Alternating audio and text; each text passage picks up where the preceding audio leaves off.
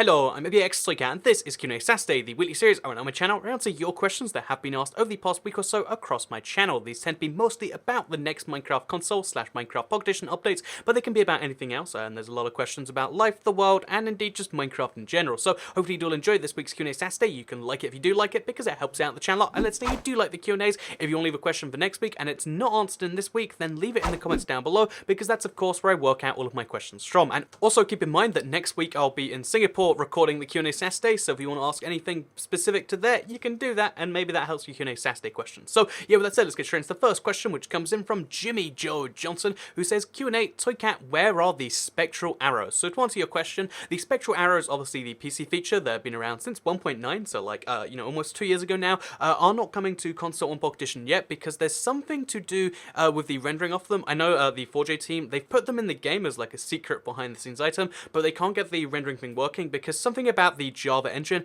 makes it really easy to have multiple layers of like the game working, whereas on, that's why Optifine exists there, for instance. But for instance, on the console, it's not quite so easy to do the same because they're built in entirely different engines, so is the Bedrock, and it makes it a lot harder for them to do that. Again, I'm not the most technical developer in the world, but I can tell you the reason that they told me when we asked directly about Spectral arrows was something to do with the rendering different layers on the same screen. Because think about it, what the game is essentially doing is it's rendering your entire view, and then it has to render that person in front of that view, even though they're behind it. And again, that causes some issues for both of the game engines that are console and Bedrock. So yeah, let's move to the second question, which comes in from Sniper Games OP, who says, Q&A, where are these streams? Again, you don't have to write Q&A. I mean, a lot of people do it anyway, and that's cool, I guess. But to answer your question, the streams, I did Streammas, which was a stream every day from like December 1st to December 23rd. It was one of the craziest events I've ever done, and it'd be really cool to do one again, either next year or just some random time, maybe when an update comes out or something. I really love Streammas, and I'd love to do it again sometime, but right now I'm streaming obviously a lot less, so a lot of people are confused. Where are all the streams? Yeah, it was only a daily stream for Streammas, but I do still stream twice a week, every Tuesday and Thursday. You might have missed the streams from this week, but you can always go back and watch at least the Tuesday and Thursday ones. And as of the week after next week, again, like I said, I'm out of the country for next week, but as soon as I get back, it'll be stream every Tuesday and Thursday again. So look forward to seeing all of those, twice weekly streams. What is that? Bi-weekly. So yeah, Tuesday and Thursday, 8 p.m. UK time. That's GMT. You can Google GMT to your time, and you can work out when those streams will go on. If you want to see me play either Fortnite or Minecraft, or maybe both, or maybe neither, that's what you can see on the I guess every single Tuesday and Thursday, with Tuesday usually being non-Minecraft and Thursday being Minecraft in some way. So with that said, let's move on to the third question, which comes in from Captain Joe, who says, Toycat, you physically hurt me when you used your unused elytra to fix your broken one. Why? You could just use leather to repair an elytra. It's way cheaper. Since it's an elytra, it's rarer. So to kind of give a little bit of a Minecraft question here, this isn't related to updates and stuff, but it is a valuable lesson you can learn. Obviously last week I was in Survivor when I did that, and a few people got really like confused, upset, or I don't know, like I guess it hurts people when you do something that's perceived as wrong. But the truth is, on console, if you're playing a solo world, bear in mind my world is only for me, I never invite anyone in that world. Again, I've said this before about like playing with people, but I'm apparently an antisocial Minecraft player, but basically that means there's only one elytra I'm ever going to need, the one I have on my back. So therefore, using an elytra or using leather doesn't really matter, and if I have lots of spare elytras anyway, and I do, then it makes more sense to use that. The other reason I use elytras is because using leather got really expensive. The more you repair something, the more expensive it gets. So now to repair an elytra all the way, it costs something like 37 levels, and 37 levels is really, really hard to get. It requires killing the dragon anyway, which means you might as well just go ahead and, repair the elytra with an elytra anyway. So my point being here is, yeah, I use the leather when I can, but if not, it's just as easy, it's just as much effort to use an elytra, and since I only need one anyway, that's why I use the elytra for that. So there's the answer to your question, Mr. Captain Joe. I'm considering putting mending on it, but for now, there's the answer, there's what's going on in the survival thing, and now that helps you answer what's going on there. So yeah, life lessons of Toycat, or Minecraft lessons of Toycat, distinctly not related to life, although to give you life advice relevant to that, sometimes things cost more than you think they do. Sometimes things have a low price in, either like numbers of time or like in your price or whatever, but they'll cost you way more in terms of everything else in your life that you don't realize because you think of it as just a price. Boom!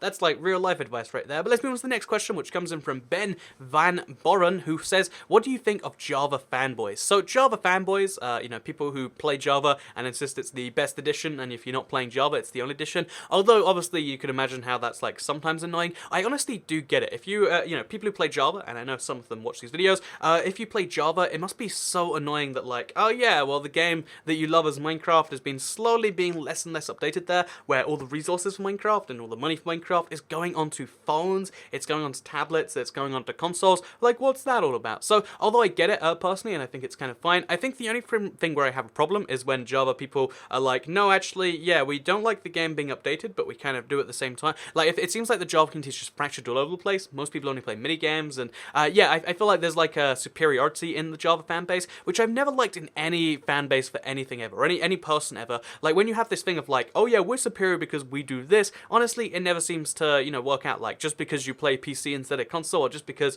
you know, you play console instead of phones, or just because any thing like that, you're never superior to someone just because you think you are, and thinking you are is probably not a good thing. So, yeah, there's the answer to your question. That's what I think about Java fanboys. I understand their position, unless they're like, oh, but we're superior, in which case I go, well, that's just a little bit crazy, and I don't necessarily agree with you. And maybe in some more strongly worded words than that. So, yeah, that says, moves to the next question from Ember129, who says, Q, what is your favorite book? So, yeah, basically, my immediate response is always like Harry Potter, because I read it when I was like maybe like 11, then again I like 14 or something. I think I read it like 3 times all the way through. It's really, really good. I don't even know if it's like children's book or whatever, but it was really, really good books. They're like, they've got, you can see how as Harry grows up, the tone of them gets more serious and older and stuff. It's really, I like the books a lot. There's a lot of cool stuff going on. Everyone wants to be a wizard. I was sad when I was like 13 and I realized like, oh yeah, I guess I'm never really going to be a wizard. But in terms of like books I've read since I turned like, or let's just say in like the last 5 years or something, I read Super Freakonomics because I was like, I need a book for this plane because I didn't have like a game console with me, and I was like, I need to do something. It's like 8 hours from Canada to the UK. What I'm going to do, I'm going to read a book. So I bought Super Freakonomics at an airport because I'd heard something good about it, and I really love that book because I've said this before, that I really love the study of like unintended like consequences of just like, I guess like lots of individual people doing things and then it creating big results. And I guess that's the study of economics, like working out how we do all these tiny things together and they make the world spin and go around and make wonderful things like YouTube possible. And yeah, basically Super Economics, it has like a lot of weird examples of that, like, oh, it's actually safer to drive your car home, you know, drunk than it is to walk. And that's terrible advice. Like, again, I don't want to say that's like a thing you should learn from and be like, I guess I should, but it's kind of cool how they work out that it's actually true. And I like that sort of thing where you're like, oh, this isn't what you'd figure, but it is kind of true anyway. That's what you see a lot on my YouTube channel, and that's a good book I read. So there's your answer to your question. Let's move on to the next one, which comes in from Building Blocks Minecraft. Very short questions here this week, apparently, which says, will signs block water? So yeah, to answer your question, because in the next update, they're changing water, and he's wondering if his, you know, builds which involve water blocking, being blocked by signs, are still going to work. And the answer to this question is no. There's no longer going to be a way to block water, because it's not going to work in blocks. Water will be able to flow through objects if it logically makes sense that it will. So this will break your existing builds. It's been kind of confirmed. They're kind of saying like, oh yeah, maybe it'll stay in place till you do some block updates, but it will eventually break your existing builds, or at the very least stop them from working, and you know, stop them from being able to rebuild it, sorry, which sounds like it's bad on the surface, but it means that there's going to be a whole new set of water mechanics, which can be used in a way more interesting way in theory. So yeah, signs will not block water, but that can be used in even more interesting and different ways, which we'll have to wait and see about, but still, I'm excited to play around with it, and that's what you'll see when the update does come out. So yeah, they won't. Let's move on to the next question, which comes in from Fawn Buzzard 3136, who says, Toycat, what do you think the next major update after 1.14 will be? And to answer your question, it's going to be 1.15. So let's move to the next question, which comes in from Dylan John Cahill, who says, Q&A, will the mob limit be bigger on PS5 and the next Xbox? So yeah, the Xbox 2, if you will, which is a terrible, I don't know what they'll call the next Xbox, like whatever the next Xbox will be called and whatever the PS5 will be, will the mob limit be bigger on both those consoles? And the answer to this question is the mob limit is only on the edition of the game, right? As in PS4 edition and Xbox One edition. It's not on the Bedrock. On the Bedrock, it's as many mobs as your console can handle. So the thing about the next generation is you've got to bear in mind, I think if, you know, this generation was coming out just now, they wouldn't launch the 4J editions on there. They'd only launch the Bedrock, because obviously in like, you know, 5 years time, whenever this does happen, the Bedrock will be the version, the primary version, the one they're mostly working on.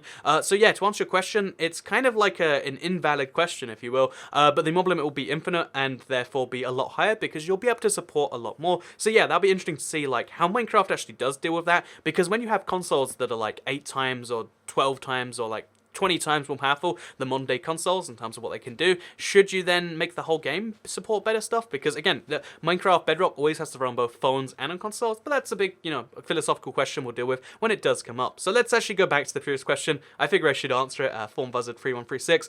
So next update after 1.14, and also what will the next mashup pack be? So I imagine it'll be licensed because they can't just do another mythology. I have to imagine the sales are slightly low on mythologies because the Adventure Time Mashup Pack is one of the best-selling ones ever. So licensed stuff that they could do, I still really feel that given they got the rights to put Star Wars on all of the versions of the game now, Star Wars / Disney seem to be working quite well with, you know, like 4G in some way. So if you want like my guess for like all the way crazy out there, I'd have to guess some Disney property. It could be Star Wars itself, like, you know, tie into the next Star Wars film in 2019? You know, oh, this year, 2018.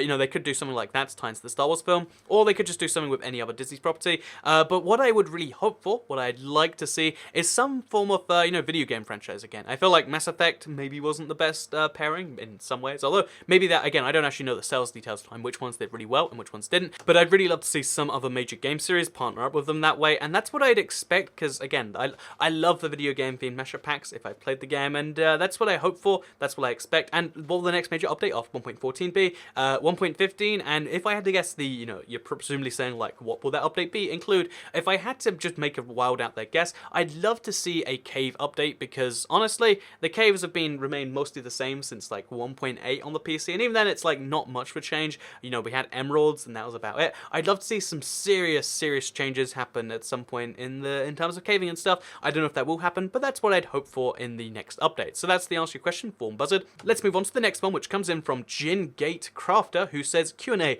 do you talk politics with your family during the holidays, or do you try to stay away from that sort of topic? By the way, you're awesome. Thank you for teaching me so much about Minecraft. So first of all, you're welcome.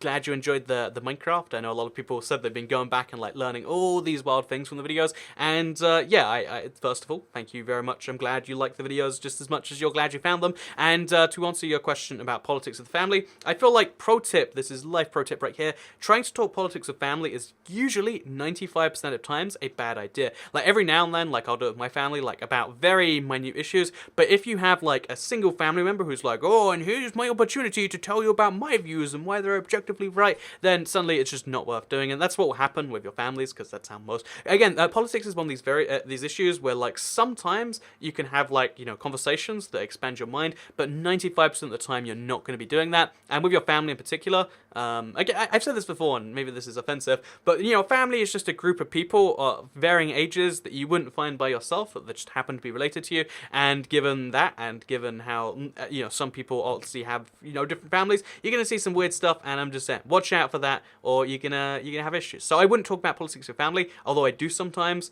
and yeah, I feel like it's best left for like friends, and even then, try not to be forceful, try to be open-minded. Boom, politics, pro tips of Toy Cat. Don't do it at Christmas, although if you just had Christmas, make sure you don't do it then, because you'll just be annoyed the whole time. It's like it's one of those subjects we don't do on the YouTube channel for the same reason of just like, if you're trying to bring it up out of nowhere, you probably, there's things wrong with that. So let's move to the final question, which comes in from Kirito Tadoshi. Kirito? I'm sorry, it's really small on my screen. I don't just hate your name. So fake hashtag at IBXToyCat. I have a free parter for you. Firstly, would you consider doing more collabs? Because personally, I think it's interesting when two YouTubers I like do videos together. Also, I was wondering if it's super hard to become a marketplace creator as a workaround for custom skins. And finally, do you like anime? Which animes do you like? So to go through what these 1, 2, 3. First of all, the collab thing. I like the idea of collabs, but the truth is they require a lot of effort to organize, and it's really, really weird to me when people do collabs, people they don't know. It's like, you know, like it has to be like a YouTube friend already, that limits the group, and we have to find a time to schedule. It's really hard to get collabs going, and most people think like, oh, do them with strangers, but that leads to some weird stuff. Second of all, if I do a collab with someone you don't like, then it'll be like, oh, that's not a good thing. So yeah, I want to do some collabs, maybe like a collab a month or something. It's something I really want to do in 2017, or 2018, darn it. You know, I'd like to do it in 2017 too, though. I'd like to do another few collabs this year, like the one I did with Green back in the day, and maybe we'll even do a sequel to that. And expect to see those at some point. It's just they take a lot more timing, effort, organizing the normal videos, and yeah, I don't know. Like I said before, Minecraft's kind of my antisocial thing. The marketplace thing, I feel like they're making it super hard not to work around custom skins. If you're curious, custom skins are coming to console anyway, as like a, you know, built-in option, but I feel like they're doing it because they don't want there to be a saturation. If they allowed 1 million marketplace creators, or even 1,000, each of those 1,000 would only make a few dollars each, and the system wouldn't work. So they're trying to slowly introduce them, and I don't know if I like that system too much. It seems like the best content would come if you let anyone submit something and you judged it based in quality, not quantity. But again, right now we have a system where it's fine for at least like 65 worlds, themed world spawns, and 200 skin packs on the store if you want to. And I don't know if that's necessarily the best solution, but that's how things are. And finally, which animes do I like? Let's the final 3-part question. And honestly, I really like Death Note. I watched the Death Note anime, but I have struggles getting into anime as a whole. Like the whole genre, it's like kind of weird and different and stuff. And I know that's meant to be its whole like own draw, but every time I watch an anime, I kind of just like the story pacing's a bit off, everything like that. I've watched a couple I liked, like I said, Death Note, and there was one other I forgot the name of. But as far as like mostly, whenever I watch one, I'm like, this isn't what I signed up for, because they always take like really interesting concepts, and sometimes they nail the concept, and sometimes it's like you could do this, this, and this, but instead for some reason that's happening, and that's my issue of animes. But yeah, I loved them as a child too, like the Digimon anime, if that counts. So there you go. I hope I answered your question. I hope you will enjoy this video. If you're curious, in the background I've been building the skyscraper, so I hope you like that too, because I wanted to build a skyscraper like the giant twin towers I have in my Xbox edition creative world. So I'm building that in my Bedrock city here because I want to have a huge city, and yeah, at some point I'm going to be doing like a huge scaling up of it. So if you want to see this like base building turn into a huge thing, at some point in the next week, I guess I'll be uploading, or like I'll be working on making that happen, making it a huge thing. And one more time, if you want to leave questions, leave them in the comments down below, because I'll be answering them from Singapore. Maybe that's cool, maybe it's not. Maybe I'll answer a Singapore related question or two. I don't know, I just figured I should mention that I'm doing that, and it's really tricky to like record and edit these overseas, but I really want to get a Q&A session up next week, so I will be answering your questions from over there, as well as a couple of other videos that you can expect in the coming week. Thank you very much for watching this video, thank you for making things like this possible, and I'll see you all next time. Goodbye.